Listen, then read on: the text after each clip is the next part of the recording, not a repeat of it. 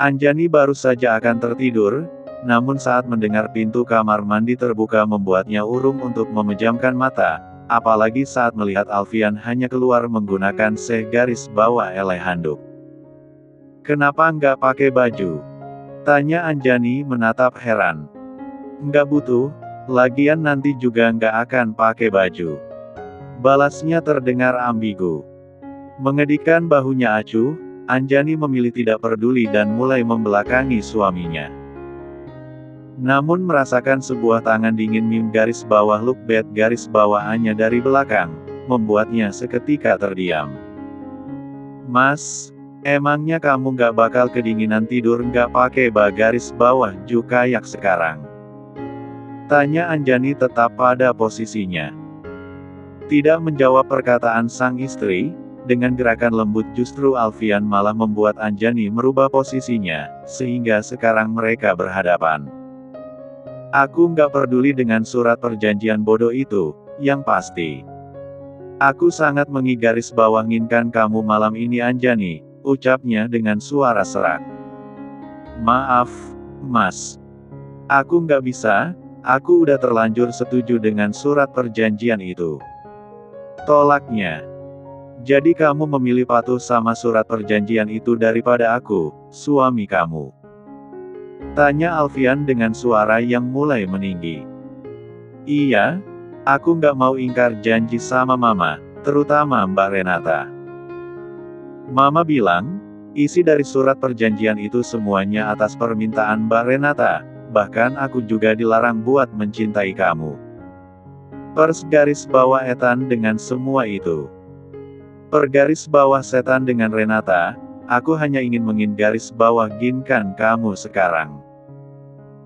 Marah Alfian mulai main asteris ibet garis bawahan istrinya dan mulai melancarkan aksinya. Sedangkan Anjani hanya bisa terdiam, untuk melawan pun dia akan kalah tenaga dengan suaminya. Bahkan dengan tergesa Alfian mulai menggaris bawah ke semua yang mene garis bawah empel di bed garis bawahan istrinya, tanpa asteris n sedikit pun dia langsung pada perem garis bawah ainan inti. Membuat Anjani lagi-lagi terisak lirih, seperti malam per garis bawah ama mereka sebelumnya. Selama pergaris bawah ainan tersebut Anjani sama sekali tidak merasa main asteristinya. Yang ada dia hanya merasa kesal pada Alfian yang sudah memaksakan kehendaknya. Di tempat lain, Renata baru saja menelpon mertuanya.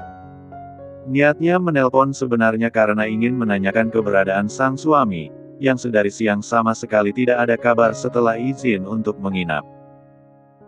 Namun yang dia dapatkan malah membuatnya terkejut, saat Mama Diana bilang kalau Alfian sama sekali tidak datang ke rumahnya hari ini. "Lalu kemana Mas Alfian pergi sekarang?" gumam Renata merasa khawatir, takut kalau suaminya mulai macam-macam di luar sana, karena tidak biasanya Alfian berbohong seperti sekarang. Menggelengkan kepalanya berkali-kali, Renata menarik napasnya dalam, agar pikirannya jernih kembali, dan tidak memikirkan yang hal negatif tentang suaminya.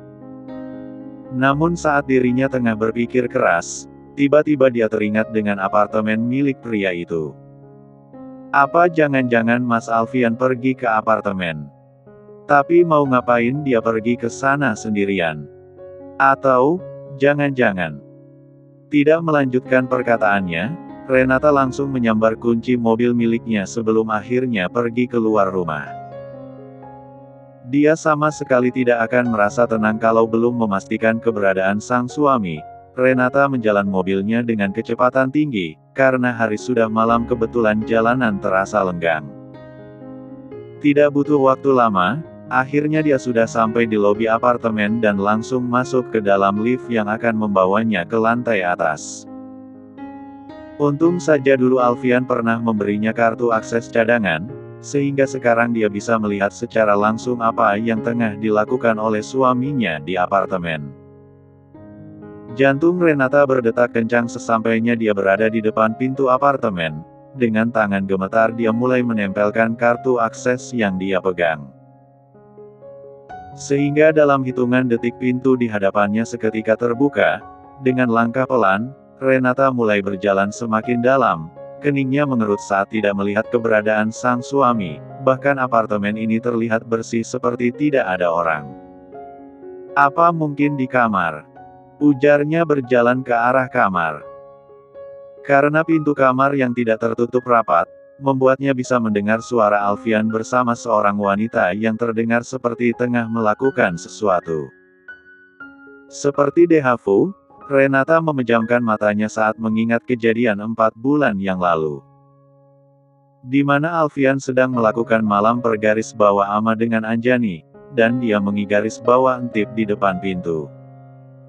Hal itu terulang lagi sekarang, namun bersama siapa suaminya melakukan hubungan itu.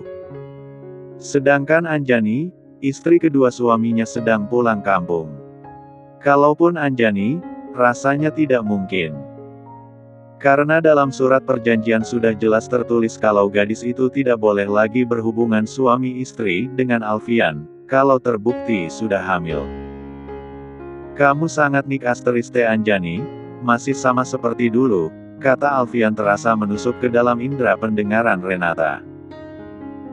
Tanpa pikir panjang, wanita dengan pakaian tidur berbahan satin itu merangsek masuk ke dalam kamar, membuat Alfian yang masih tren garis bawah engah tentu saja merasa terkejut.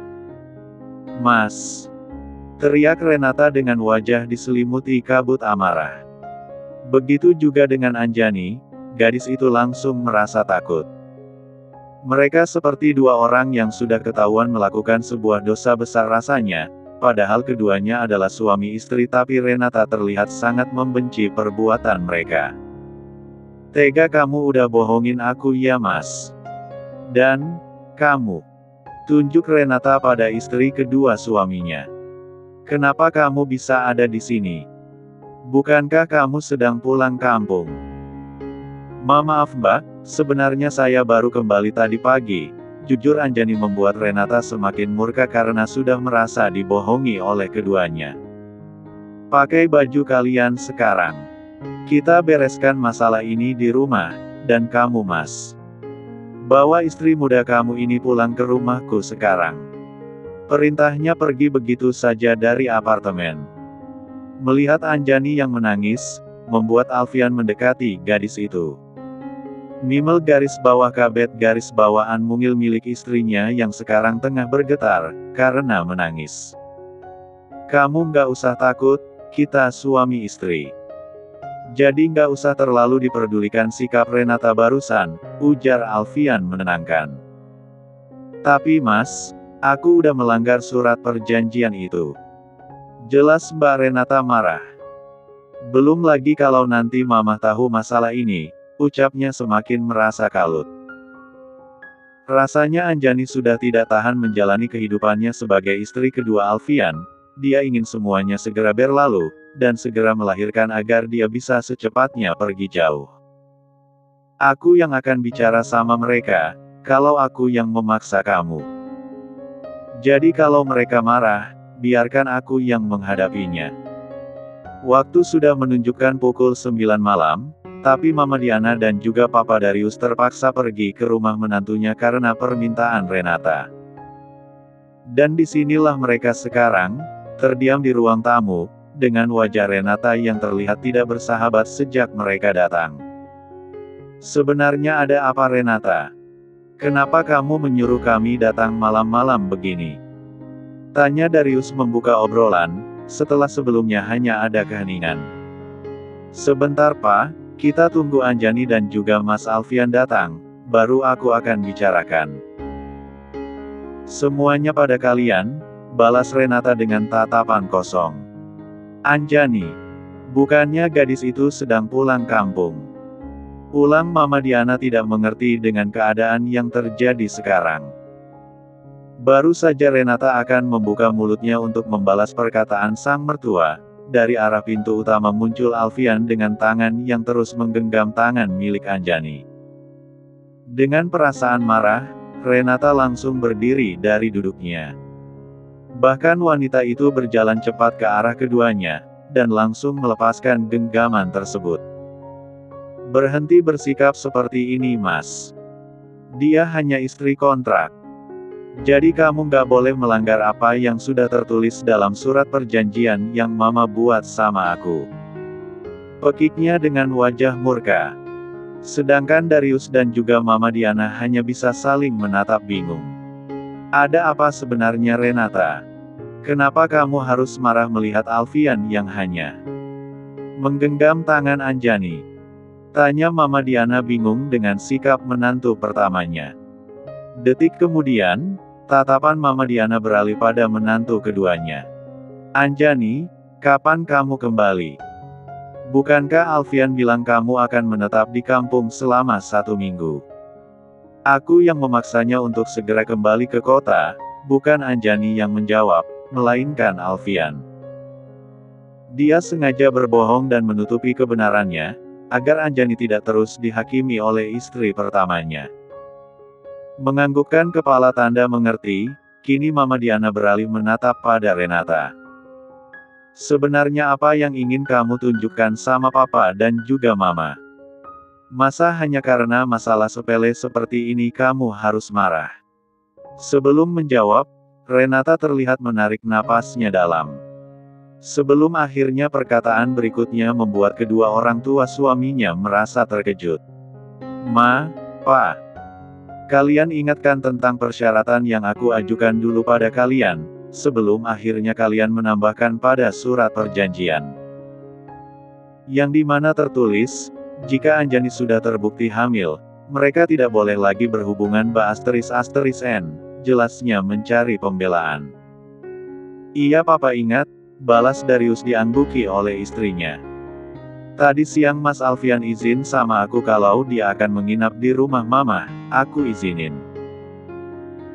Karena aku pikir dia jujur, tapi begitu aku telpon Mama dan menanyakan kabar Mas Alfian, ternyata Mama bilang suamiku sama sekali nggak datang ke rumah Mama, ujarnya menekankan kata suamiku, dengan tatapan yang menghunus tajam pada Anjani. Dan Mama tahu di mana Mas Alfian berada. Dia ada di apartemen tengah menggaris bawah adu kasih dengan Anjani. Tunjuknya tepat di hadapan wajah Anjani yang terus menunduk dalam. Aku nggak terima diginiin, Ma. Pa, perjanjian di awal nggak kayak gini. Teriak Renata seperti orang yang kerasukan. Alfian, apa benar yang baru saja dikatakan oleh istrimu? Tanya Darius menatap tajam pada putranya. Iya, Pak. Tapi ini bukan kesalahan Anjani, aku yang memaksanya, karena aku pikir tidak ada salahnya aku berbuat seperti itu. Karena pernikahan aku dan juga Anjani sah di mata hukum dan juga agama, jadi nggak ada salahnya kalau aku meminta hakku, jawab Alfian semakin menyakiti perasaan Renata. Aku tahu. Tapi dari awal Anjani sudah setuju dengan perjanjian itu, tapi kenapa sekarang dia ingkar? Emosinya merangsek maju dan mulai menjambak rambut Anjani yang terurai. Dasar pelakor. Omongan kamu sama sekali nggak bisa dipegang Anjani. Makinya semakin kuat menarik rambut gadis itu, sehingga membuat istri kedua suaminya terlihat kesakitan. Alfian terkejut dengan tingkah istri pertamanya, begitu juga dengan Mama Diana dan juga Papa Darius, mereka kesusahan untuk memisahkan Renata dari Anjani. Karena wanita itu terlihat kesegaris bawah tangan, bahkan tidak berhenti di situ saja, Renata terlihat beberapa kali menendang ataupun memukul badan Anjani. Ark! Sakit Mbak, tolong jangan kayak gini. Teriak Anjani merasa tidak terima dengan perlakuan Renata. Sudah cukup Anjani merasa sabar, tapi sekarang dia tidak bisa lagi diam saat sasaran tendangan kaki Renata mengarah pada perutnya. Sekuat tenaga, Anjani mulai membalas dengan menarik rambut istri pertama suaminya tak kalah kuat, sehingga membuat wanita itu merintih kesakitan. Kamu bisa sakiti aku, Mbak. Tapi kamu nggak boleh sakiti anak yang aku kandung. Marah Anjani mendorong Renata menggunakan semua tenaga yang dia punya, sampai akhirnya membuat Renata terjungkal ke lantai dengan sangat keras.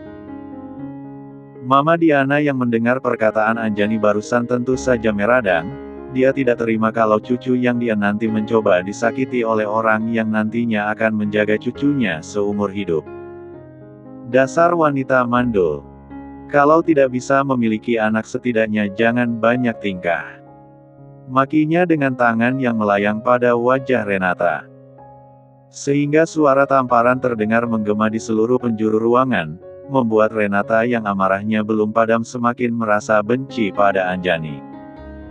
Ma, nggak seharusnya kamu bersikap kayak gitu pada Renata. Sentak Papa Darius.